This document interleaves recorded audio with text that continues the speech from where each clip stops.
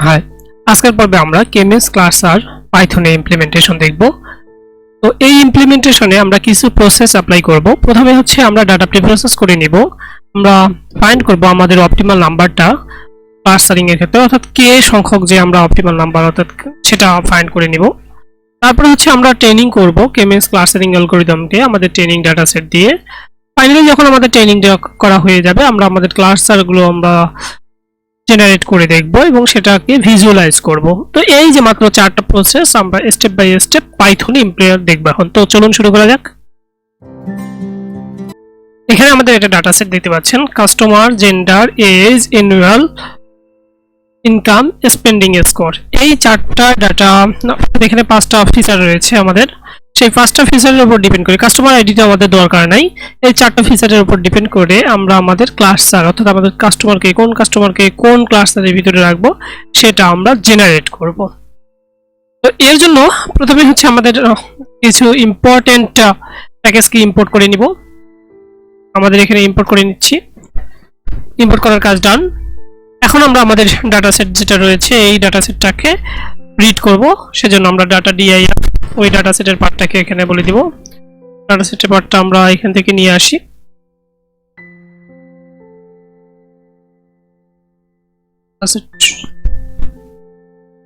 এখান থেকে right button click করে কপি অ্যাজ এ পাথ, এখানে আমরা পার্টটা বলে দেই। তারপরে হচ্ছে আমরা আমাদের ডাটা সেটটাকে রিড করব। ডাটা সেট ইকুয়াল পান্ডাস যেটা নিলাম সেই পান্ডাসের সাহায্যে রিড সিএসভি। তারপরে এখানে আমাদের ডাটা ডিআই বলে দিব। ডাটা ডিআই বলে দিলাম।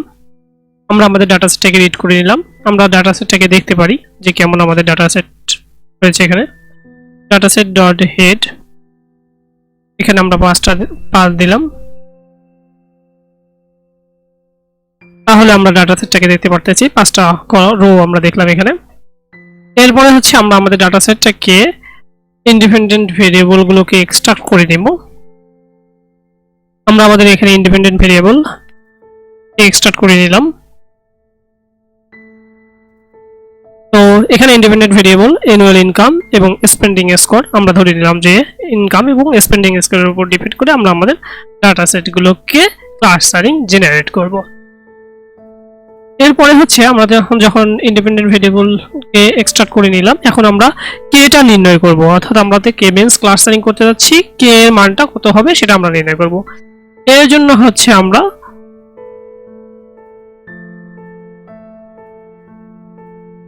একটু আগে আপনাদেরকে দেখালাম ম্যালভো মেথডের মাধ্যমে, WCSS এর মাধ্যমে আমরা আমাদের কেটা নির্ণয় করতে পারি খুব ইজিলি। সেজন্য হচ্ছে আমরা এখানে জাস্ট কিছু লাইনের কোড রাইট করব। প্রথমে হচ্ছে আমরা স্ক্লার্ন থেকে KMeansটা নিয়ে আসলাম এবং WCSS এর জন্য একটা লিস্ট তৈরি করে নিলাম। এই লিস্টটা আমরা 1 থেকে 11 সংখ্যক ভাড়া হচ্ছে আমরা ইটারেট করব। ইটারেট করার পরে আমরা আমাদের এখান থেকে KMeans এর যে ইন্টেরিয়রটা তৈরি হবে সেই ইন্টেরিয়রকে আমরা আমাদের WCSS এর ভিতরে অ্যাপেন্ড করব এবং ফাইনালি হচ্ছে আমরা এখান থেকে জেনারেট করতে পারবো যে আমাদের কত সংখ্যক কে এর মান দরকার। তো আমরা এটা একটু রান করলাম। তো ফাইনালি আমাদের এখানে WCSS এর মাধ্যমে আপনারা দেখতে পারলেন যে কতটা আমাদের এখানে ক্লাসটা তৈরি করা সম্ভব, কে এর মান কতটা নিতে পারি, 1টা 2টা 3টা 4টা 5টা। অর্থাৎ আমরা এলবো মেথডের মাধ্যমে এবং এই গ্রাফিক্যালের ইন্টারফেসের মাধ্যমে বলতে পারতেছি কে এর মান কতটা নিলে আমাদের মোর একুরেট রেজাল্ট আসতে পারে। এখন যেহেতু আমরা কে এর মান জানলাম, সেহেতু আমরা আমাদের ডাটা সেটকে KMeans ক্লাস্টারিং এর মাধ্যমে ফিট করাতে পারবো। এর জন্য হচ্ছে আমরা আমাদের KMeansটা জেনারেট করে নেব। এখানে হচ্ছে আমরা KMeans জেনারেট করে নিলাম এবং ক্লাস্টার 5 রাখলাম। এরপরে হচ্ছে আমরা আমাদের X ডাটার উপর ডিপেন্ড করে ইন্ডিপেন্ডেন্ট ডাটার উপর ডিপেন্ড করে ফিট করে নেব। ফিট করে নিলাম আমাদের ডাটাগুলো আর সেটের উপর ডিপেন্ড করে। তো ফাইনালি আমাদের যখন ফিট করা হবে তখন আমরা আমাদের প্রেডিকশনটা দেখব কি রকম প্রেডিকশন হয় এবং সেটাকে একটু ভিজুয়ালাইজ করব। ভিজুয়ালাইজের জন্য আমরা কিছু কোড রাইট করে রেখেছি আপনাদের সুবিধার জন্য। আমরা যেহেতু 5টা ক্লাস্টার এখানে কনসিডার করলাম, প্রত্যেকটা ক্লাস্টারকে আমরা একটা ইন্ডিভিজুয়াল কালারে শো করাবো। প্রথম ক্লাস্টারটাকে ব্লু কালারে, সেকেন্ড ক্লাস্টারটাকে হচ্ছে গ্রিন কালারে, থার্ড ক্লাস্টারটাকে রেড, সায়ান এবং ম্যাজেন্টা ক্লাস কালারে আমরা শো করাবো এখানে। তো এখানে আমাদের দেখতে পাচ্ছেন যে প্রত্যেকটা আলাদা আলাদা ক্লাস্টারকে আমরা খুব সুন্দরভাবে শো করাতে পারছি। তো আসলে এখানে কঠিন কিছু নেই। প্রথমে হচ্ছে আমরা আমাদের ডাটাটাকে নিয়ে আসবো, এই ডাটাটাকে আমরা রিড করব এবং আমরা আমাদের মডেলে ফিট করাবো। ফাইনালি হচ্ছে আমরা আমাদের ক্লাস্টারটাকে এভাবে ভিজুয়ালাইজ করব। তো তারপরে আমরা KMeans ক্লাস্টার সম্পর্কে বেশ ভালো অবগত হলেন। আমরা আমাদের পরবর্তী পর্বে আনসুপারভাইজড লার্নিং এর অন্যান্য মেথড নিয়ে আলোচনা করব। তখন সাথে থাকার জন্য সবাইকে অনেক অনেক ধন্যবাদ।